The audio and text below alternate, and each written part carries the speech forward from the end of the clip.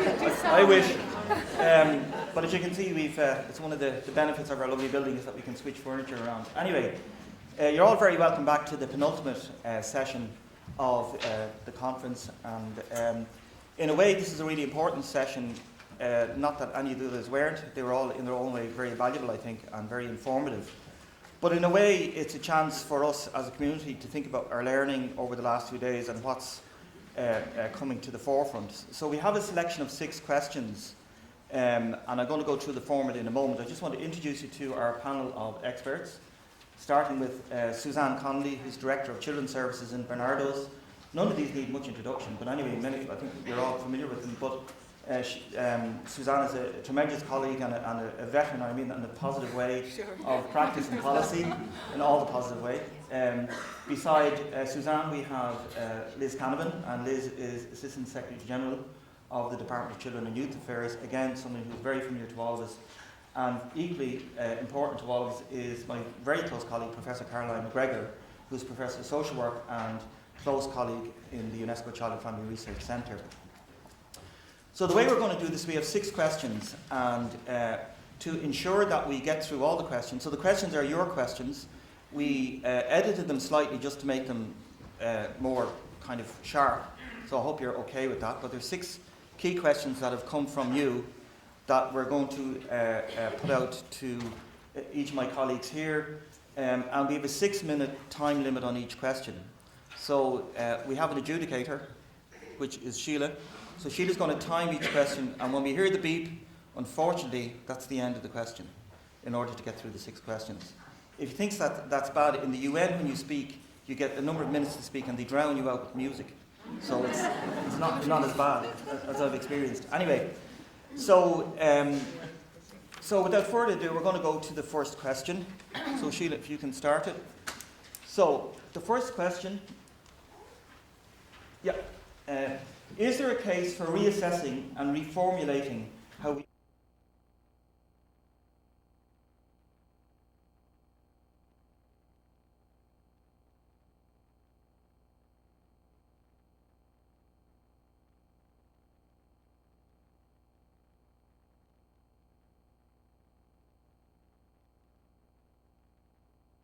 and Liz to make a shorter comment, and then if we've time we'll throw it out to the audience. So Caroline, what's your view on this? Okay, well thanks Pat first of all, and thanks everyone for sticking on for the discussion. So I suppose my answer in short is yes, but before I maybe elaborate on what I think we can do, I think it's important to acknowledge that we already do some good work in terms of cooperation between our programmes in sort of family support, social work, community development and other fields. And I think there's a lot of high quality education that we have, so I'm not saying, but in terms of can we do more, yes, I definitely think we can do more, and even just drawn from the discussions in the last 2 days. So first of all, just what Deborah was talking about earlier in terms of cross-model and cross-sectional training. I mean, we all do a lot of similar types of interventions around strengths-based and different methods, and it could certainly benefit from being more systematic in learning across the programmes. I think as well, we have a real responsibility, I think, to create more opportunities for learning together across the different fields. You've mentioned, as I say, some, but broadly around the fields where we're working with children and families. And I think I suppose one of the challenges I think was highlighted yesterday in terms of Noreen talking about interagency work. That really struck a chord with me, and I think with other people in the audience. That it's not just about learning to understand each other, it's actually about taking a step further of us all rethinking how we train social workers and family support workers and early education workers and so on and so forth, to actually rethink not just that you have to understand me better, but that I have to change what I do a little bit to engage better. So I'm taking that away, I think, as a really important theme for us to do. I think the other areas that we really need to think about reformulation is equipping our practitioners to really engage with the challenges of the present day. And one of, I think, the really current challenges which we need to do is using research and evidence effectively to make our case, using the data from our services. You all have fantastic data, and you're not getting enough support or time or space to be able to turn that into evidence and turn that into advocacy. And I think that's a real responsibility that we have as educators to make sure that those we're training are brilliant at that and students give the responsibility to take that really seriously in leadership. And finally, I have more to say about the international context. You know, we have our partners, you know, we have our regional cooperation, but also partnership with Northern Ireland, with UK, and an international context. We can't just go around thinking this is our problem. Our UNICEF colleagues and others have even highlighted in Deborah that a lot of the issues we're dealing with are universal in an international sense as well as local. So I think we have a lot to do. There are a lot of challenges, but maybe I can come back and say a little bit more, but maybe I'll just sort of, I see my colleagues want to add anything to that. Okay, Suzanne? Yes, thank you very much. And I'd just like to add a couple of things. One thing that struck me, and I'm a long time working now, is that in my own training we didn't do enough about working in groups. And a lot of the interagency working is within a group context. And I think what we need to learn is how, for some of us, to get our voice heard, how to deal with difference, how to ensure the group remains focused. So how to work both on the conscious levels about what's talked about and the unconscious levels about what maybe is not talked about.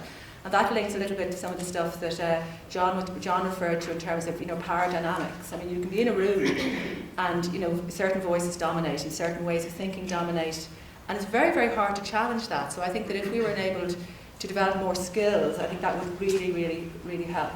Because we all know there can be a hierarchy in terms of which professions get more attention, you know, than others. And I think that would be a real addition to our learning. And I think it should actually be done not just at a theoretical level, but at an experiential level. And also, I'm a real fan of, people who work with me know this, of videoing, because I don't think we're always aware of how we are. But I think that if we could bring in experiential group work learning plus videoing, so we could observe ourselves and others, I think we would actually learn a lot about ourselves. And then the second point I'd like to make as well is I think that there can be a gap in terms of organisational learning. So what's it like to work in an organisation? How can you work effectively within an organisation? I mean, people can work very effectively within teams, but again, it's about how do you get your voice heard within organisational contexts. And the fact that organisations can have a range of priorities and a range of demands, and therefore how can you understand those at the same time that you get to do your everyday work? And I think that could really help people manage some of the frustrations of the working environment. Okay. Liz? Yeah. Well, plug it on. Just maybe to add to that, I'm not a practitioner. I'm one of those dreadful policy makers. But I hang around with a lot of practitioners, so I picked a few things up. Some of them are dreadful. It's really important to say, actually, in the context of the framework that we've developed on Better Outcomes, Better Futures, there's actually 4 or 5 separate commitments around workforce development, but also really focusing on interdisciplinary training and getting people to understand one another better and actually to be trained together, and actually I think to be trained around values. Okay. And about how we think about children and young people and how we engage them in the work we do as well. Great, thanks Liz. A quick comment from me on it. I do think if we go down, I think it's a road we should go down. I think it is an amazing question about how far we're willing to go down that road. Because I think the issue of power and interprofessional issues is something that will have to be addressed. People outside of the system don't know what we do. It seems to a lot of people it's crazy there's so much diversity actually. Anyway, that's just a brief comment from me. So we're going to move on to the second question, which is a really easy question for Liz. What is the panel's view of the benefits and challenges of commissioning? Liz.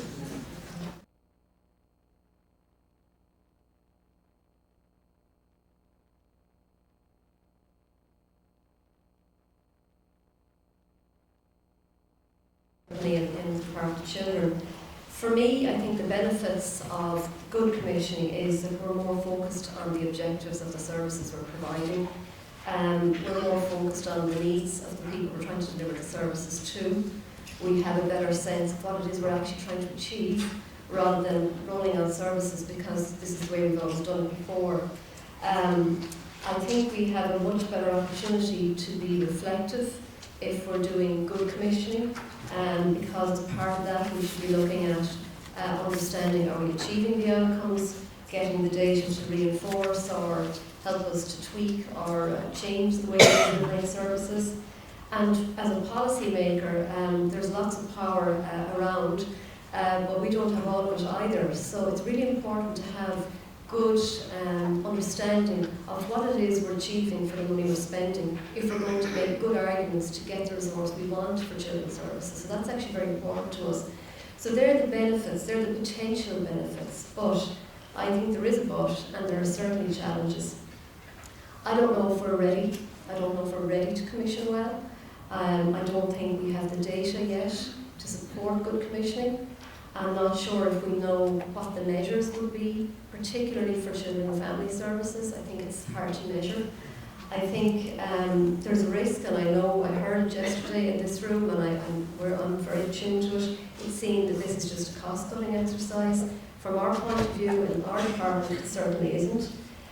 What we need to avoid is oversimplifying, because it has to be quite sophisticated in terms of assuming we can measure and attribute what we're doing as actually achieving outcomes. There's a huge chain of actions, interactions, and some of the speakers talked about, well, even as a parent, if it was you that made a big difference, or is it all these other people?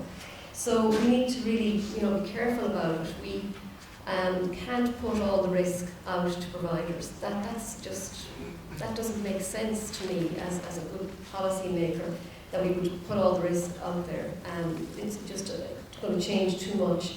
And the other concern for me is that in certain areas, and children's services is one of them and not the only one, we have a huge reliance on community and voluntary providers. They have done an awful lot of the innovation.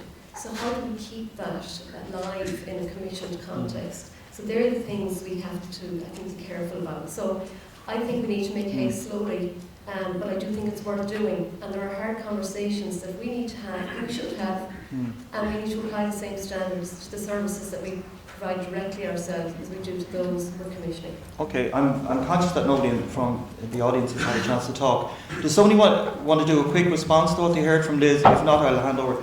Oh, great. Okay, we have it. I feel like I'm in an auction. Sorry, no microphone. This lady over here, yeah. And if you could be brief, because you're being timed. Very brief. Anyone who knows me knows I'm very brief. First thing I'd like to say just is around data collection. Somebody talked about how to collect data. I think we need to look at more innovative ways to collect data, and using maybe micro narratives, apps, things that we can collect real-time data from people. I don't hear a lot around tools and methods for that, and I think a big discussion needs to be had around how do we use really innovative data collection models so that providers aren't going to be burdened with that. And that's really important, and that we spread around. That's my first point. I leave it at that actually, so I think that's the most valid one for the people here, because I do think they worry, how do we collect the data? Very good. Thank you. Anybody else want to make a very quick comment? Okay, just behind, yeah. I'm Sarah Delaney for the Youth Officer for the South East. I was just in one of the workshops yesterday where it was the Daughters of Charity, Bernarda's, and the social work team, and it was just the question with doing reassessing and training youth workers and things like that. And they seemed to have a really good model where they were actually working together, and I know they only had 20 minutes, but I was really interested in the presentation. I'm just wondering why that's not been done all across the country, where TUSLA and the community workers and the people on the ground working with the young people who are really seeing what's going on and that they know the real issues, why it's only been done in some parts of the country, and why they aren't communicating with each other, and that this isn't being rolled out through the whole country, because it definitely is a way to go forward, and it seems to be happening in different pockets of the country, but not across the board nationally. Yeah. I just wondering why it isn't been looked at. So that's a good question on standardisation. Are we still okay for time? That's an amazing 6 minutes. Suzanne? I'm going to say a quick thing. I think Liz has articulated very well, the benefits. I suppose I'm a bit concerned about it being output driven. That's my main concern, because I think, so I'd be interested in any comments people might have in relation to that. So because it'll come down to figures and numbers and quantity, and I think that would be quite regressive. And I do think data is very important, but it really needs to capture outcomes as well, and to recognise some families need a lot more time than others. And that's reflect on figures. It has to be. Okay, good. Okay, I'm going to say, there we go, that's perfect. I'm getting preoccupied with watch blocking, yeah. It's kind of scary. Anyway, we're going to move on to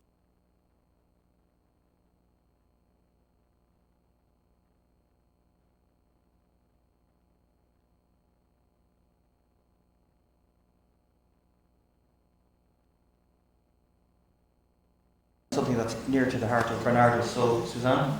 Thank you.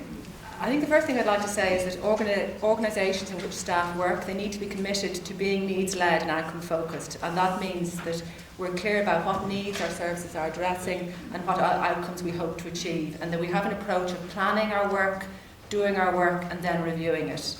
And I think as well as building on the practice on the ground, the day-to-day practice, we also need to be informed by research, but the research needs to be very accessible. So I'm a real fan of one-pagers because people don't have the time to read tomes. I would see supervision as a key mechanism for supporting people in their practice, and I think it needs to be a regular and it needs to be a protected space, and for staff to talk about what's working well and why it's working well, but also what's not working well and why, explore what that might be about. I think it's really important that staff are given emotional support and are given the capacity to also to talk about some of the impact of the work, because if people are feeling quite burdened, quite anxious, even a bit overwhelmed when you're dealing with a lot of adversity, then people aren't going to be able to think and they're not going to be able to reflect. And keeping supervision as a priority will enable that space to provide that type of support. I think it's also important that we promote team learning and that people never work in isolation, and that workers can always come back and check something out with a colleague, either in their own organisation or in another organisation, in the context of really good interagency working. So you ring somebody in another voluntary organisation, if you're Bernardo's or Tusler, or it's mental health services, and we need to be accessible to each other. So we have a shared sense of responsibility for really good reflective practice.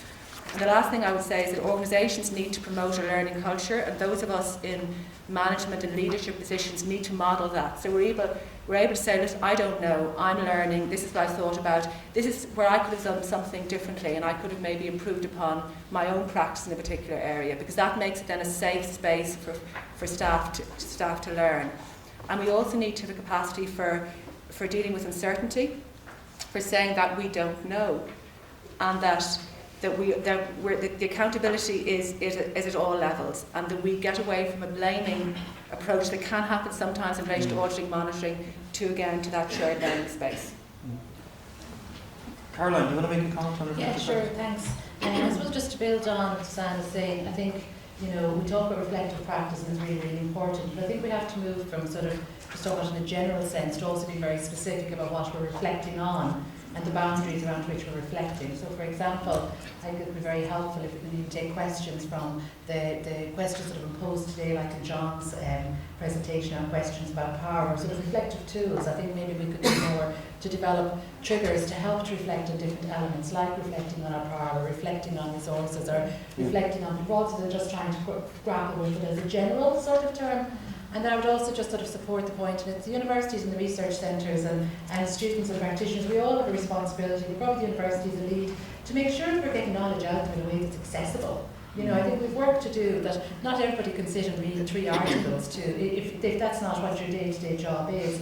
So I'm really committed, and I think the centre does a lot of really good work in that way. I think really committed to finding ways to increasingly make knowledge accessible, because I do think you have to reflect around a set of parameters. Reflecting without a knowledge base is just running around in your own head without, sorry. But you do need those parameters. Thanks, so I think that's a really important part of it. I'm just going to use the opportunity because we have a doctoral fellow here who's a practitioner, Liam White, who's suffering from the stresses of his PhD very shortly, but his PhD is on reflective practice.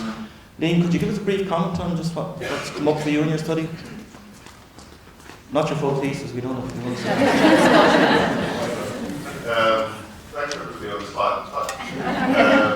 Well, just very, very briefly, my findings would suggest that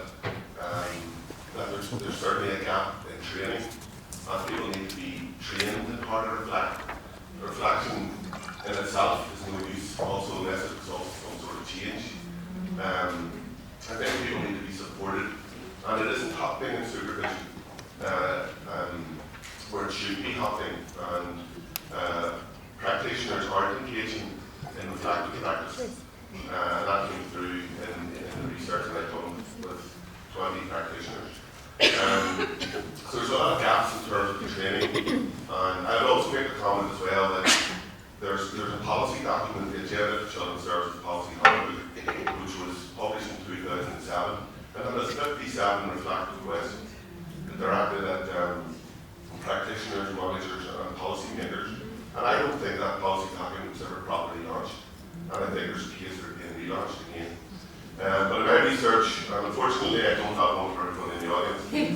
Yeah. I hope to have that finished, submitted hopefully in the coming weeks. And I think it will give some light on the need specifically for training. Okay. Thanks, and also preparing the structure Yeah. to Thanks, help Ray. people with engaging with practice. Yeah. Liz is going to make it. You want to make a quick comment on that? Yeah, just a quick one. Just to say, yes, indeed, the Agenda for Children's Services, and I'll say a little bit more about that later, but yeah, it is an important document and it's certainly still informing the work we're doing, just to say that. I think it's really important, you kind of mentioned this is a mandate. People have to have a mandate in their daily work to actually do reflective practice, and that's really important. And I think management have to be asking the right questions. So if you're not asking the right questions, well then, people actually aren't being required to reflect. And I think it's really important when we're collecting data of all sorts, that we're asking the right questions that prompt some of that reflection. Okay, good. Thanks very much. That was very helpful. Okay, we're going to move on to question 4. Yeah. So this is a nice, interesting one as well. In the context of successive cuts to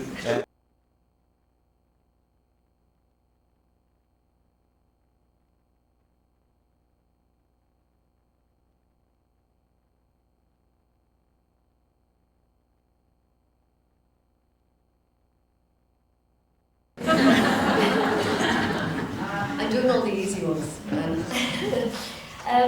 Well, I suppose, just to be clear, I don't work for Tuesday, so I'm not here to, sort of speak for Tuesday. But I think it's important that there is context. And the context is we've just come up for a session, and we are battling with every other government department for resources, and that is a reality. I think the other thing about context we have to think about is this is a new agency. It's a brand new agency. It's only 18 months old.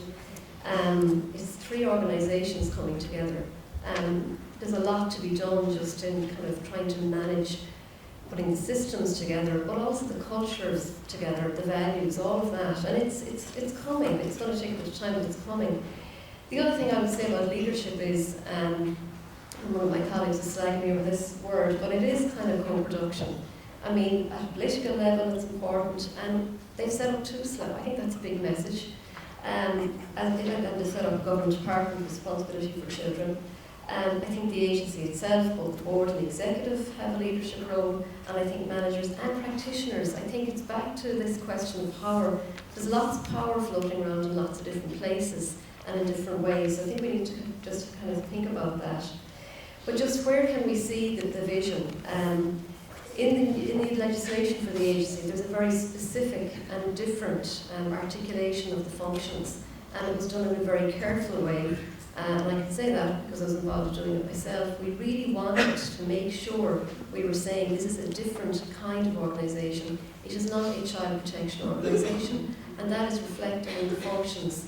And I know legislation can seem very dry, but it's incredibly important in terms of what they can spend their money on and how they have to meet those statutory obligations. So that's important. I think the other thing is that in that description, there's a universality about it, and that's important. Just in terms of the way in which, and it gets back to just a new organisation, there was about 7 or 8 different ways in which the 3 organisations were giving out money to the community and voluntary sector. So part of what needed to happen in the legislation was to bring that into a much more streamlined way of doing things.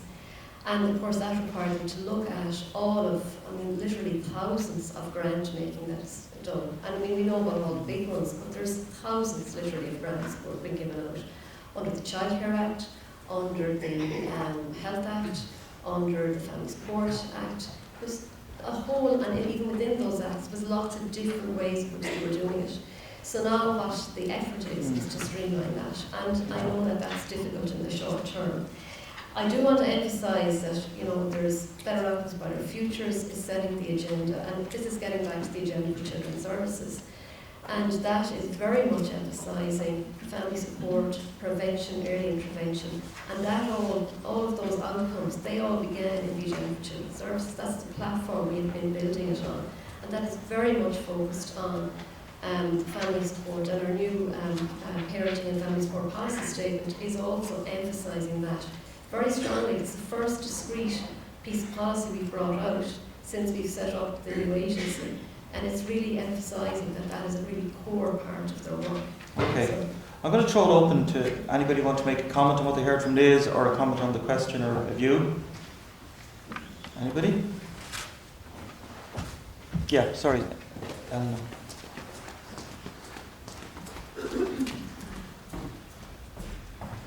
And again, if you could be brief, Alan, please.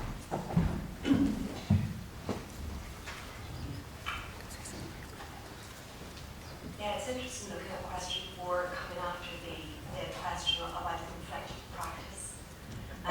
Because I suppose, as we, in theory anyway, emerge from the recession, probably space needs to be created to reflect on how different sectors were impacted and how different sectors are going to recover and what strategies need to be put in place. And I've had different experiences of the kinds of power that come with resources. And whilst it isn't the only source of power, and it's a very temporary source of power, it's certainly a source of power. Okay. So it's just about probably acknowledging that for me in the legislative guidance. Okay, thanks, Alan. Suzanne, you want to make a quick comment? Yeah, I want to make a quick point. Firstly, to say that I'd reassure you that I know there are people on the board of FUSLA who are really committed to prevention and early interventions, to say that. Second thing I think is that those of you who are very passionate about your work, which most of us are, some of us aren't as good at promoting or articulating our work as well as we could be. So I would suggest that if you're very clear about the outcomes that are being met through your work, write those down and then give those the powers that be. And the third thing is the children and young people's voices are going to be really important, and parent voices. So I'd use that. I'd use the existing documentation to promote your case. But the thing is, everything won't be funded, and that's the really tough situation we're in at the moment. But people do have power to do things, just to say that. Thanks, Suzanne. That's perfect timing. I'm really impressed by this. Anyway, Very quickly. no, yes, really quickly. You're very quick. Yeah, very quick. Just important to note that you know that the whole implementation of the parenting prevention and family support programme is being evaluated, and that evaluation is being carried out. So it's really important in terms of the engagement with that. We're asking the right questions and capturing this kind of data. So just to note that there's an opportunity right now for us to capture that in a very systematic way. Okay, thanks. Thanks, Caroline. So we're moving on to question 5.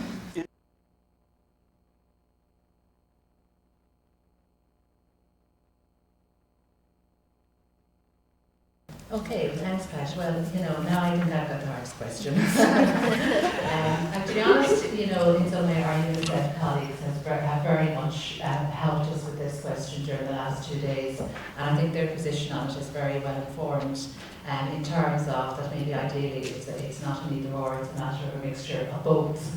And very happy to say that we do have, we will be working in partnership with UNICEF in the centre, and hopefully have opportunities to maybe develop work in that going forward. But I suppose just a few general points without feeling I really don't know the answer in a sense. But I think what's important is, first of all, when we're learning with international content, which has been so important, think of Maslow's hierarchy of needs. If people don't have food and shelter and basic education, how on God's earth are they meant to engage in any other sort of supportive work? So of course people need basic income and minimum income in whatever context to be able to engage in society at the most basic level. So that's number one. Two, thinking about Ireland, we do have cash benefits by comparison when we look at it in a global context.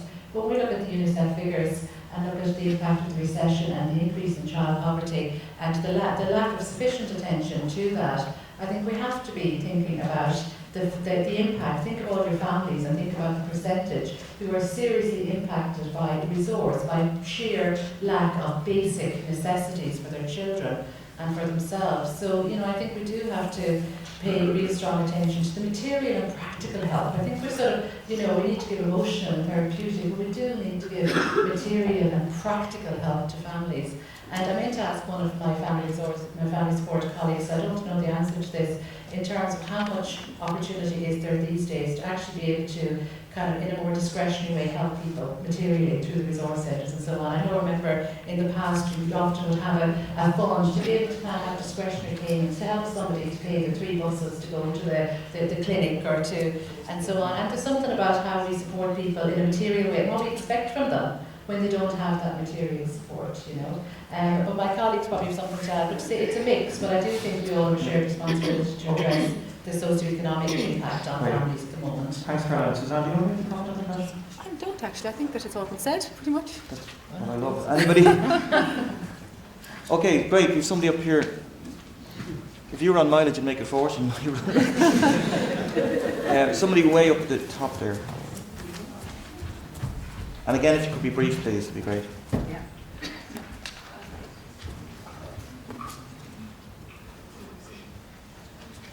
Just put it in context, 1 in 4 children are living in poverty in Ireland right now, okay?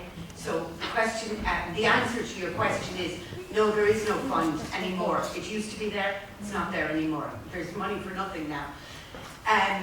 But I would just say, based on the whole strategy around, discretionary payments and stuff like that,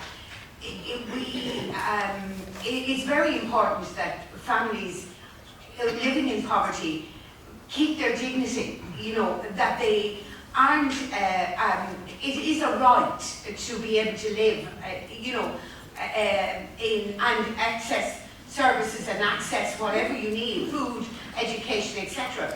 And it's a right that we haven't prioritised in the policies that we make for people. And just one other last thing around Liz and her role, and I am, and your colleagues as well. I am certain that your the way Better Outcomes for Better Futures is a fantastic document, and if we can get the outcomes based on that, we will be world renowned within the.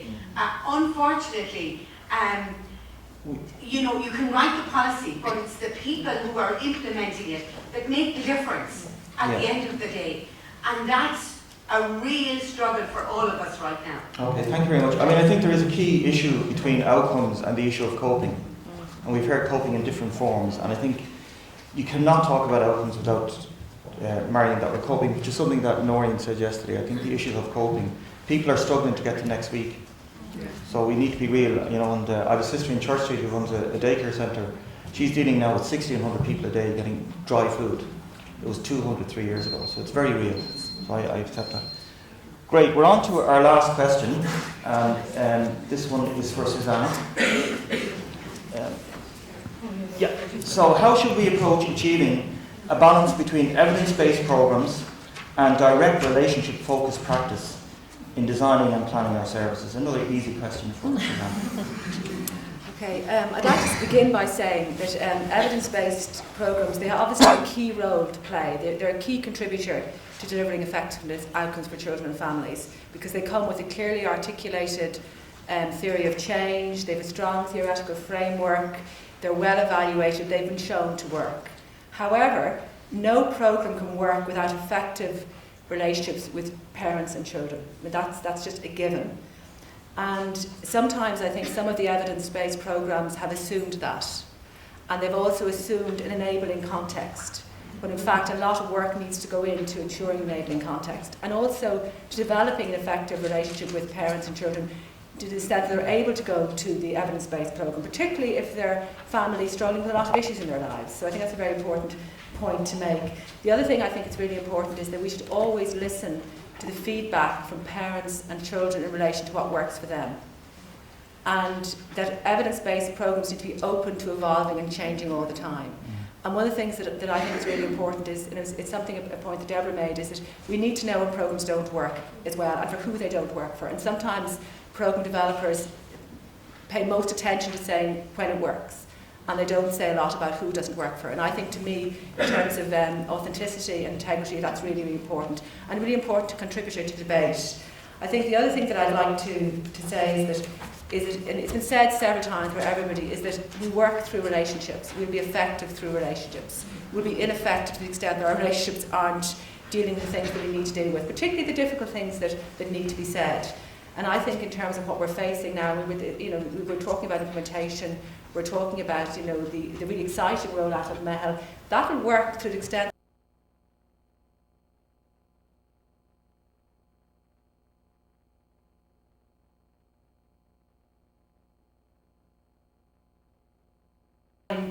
these time demanding phase that we're in at the moment. The fact that we've come here, I think, is really important in terms of our commitment. There's a lot of other things that we could be doing. So in fact, I would put the relationship as the key thing, and out of which other things can develop and be effective to the extent the relationship is effective. Thank you. Liz or Caroline, brief comment? I guess just to say we've gone through our own phase of commissioning evidence-based programs. We've got RCTs. We've an awful lot of evidence coming back at us now. And the question for us is, where does this bring us in terms of policy?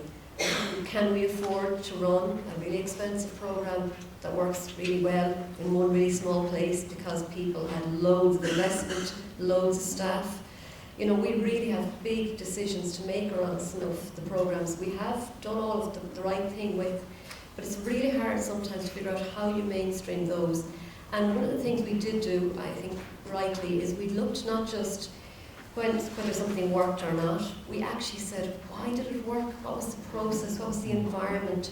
Who were the people? What was the local politics? What was the scale? What was the geography? And we really need to try and understand all of that. And we've two phases. We have the PEI and we have the ABC programme. But we have big choices to make now. What is that telling us about policy? And what is it telling us about what needs to be mainstreamed? And we don't want to run pilots forever. And at the same time, we don't want to stifle innovation. It's like what you're saying. On the one hand, you want fidelity to the model, because we know it works, we do it this way. And on the other hand, we want to innovate. So we're trying to balance. Caroline, you have a quick note. I think Liz and Suzanne have summarised. It's great to have colleagues that know when they don't want to speak. It's brilliant. So, this was a bit of a whistle-stop tour, but it's the nature of these events. But I think it was, for me, it was very informative anyway. So, before we move to Gary Hines, just a round of applause, please, for Suzanne, Liz, and Caroline.